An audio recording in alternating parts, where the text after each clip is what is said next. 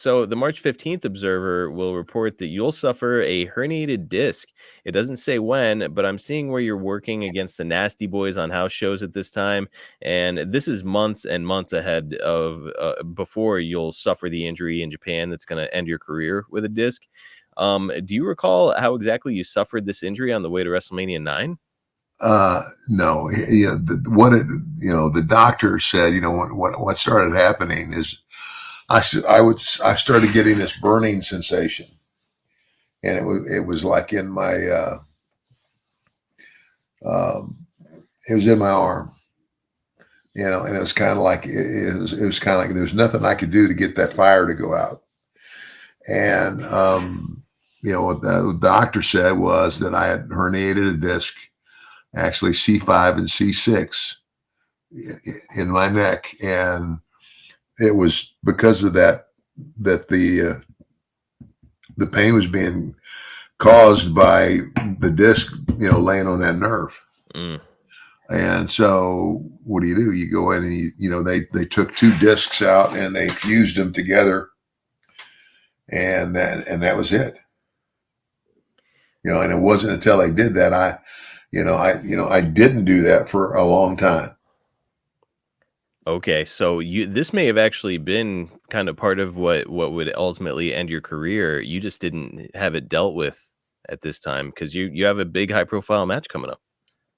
Yeah. And so I just, you do the best you can do. And then once I had that surgery, I think that was it. Now, Hogan's going to return to action at a house show in Lakeland, Florida on March 19th. And despite your injury, these herniated discs, you work the match, which is being viewed as a warm up of sorts for Hulk. Ted, how important was it for you to work this match, even though you were dealing with this injury? Well, I mean, okay, I was dealing with an injury, but I mean, of course, and a lot of that is now. I don't think I would have been quite so anxious to jump in the ring. And again, this is not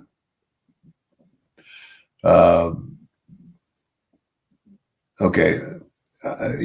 Dealing with Hulk Hogan is a lot different than dealing with, say, the Warrior. Mm. The Warrior. His. I just don't think he cared about anybody. He'd have been reckless despite your injury. Yeah, and that's just it. For the first rule of thumb is protect your opponent. I mean, that's the unspoken word is, if something's gonna, even try to sacrifice yourself, because if both guys are thinking that way, less injuries are going to happen. And you felt like Hogan was one of those guys that was going to take good care of you out there, despite Oh your. yeah, absolutely. I never worried about it.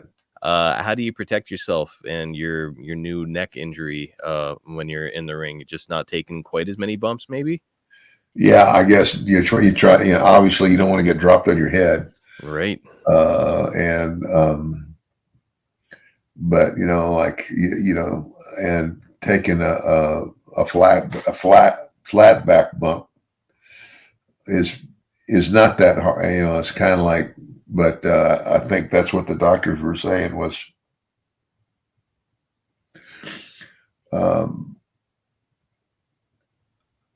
this happened. This happened over a period of time, and I think Jake had the same thing.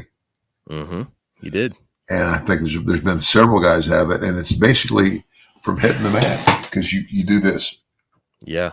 You touch your chin, and so where you're landing is right there, where your cervical, whatever, where your neck meets your like your spine. Yeah, meets your spine. C5, C6, right there. And so I had both those discs removed, and they replaced them with. They do it with something artificially now, but they replaced mine with bone chips from my hip. Man, fortunately, you also had Mike to rely on out there, and he was a good bumper. So I'm guessing that you would probably be on the apron a little bit more often during these matches after that. Yeah, yeah. Just do what you can.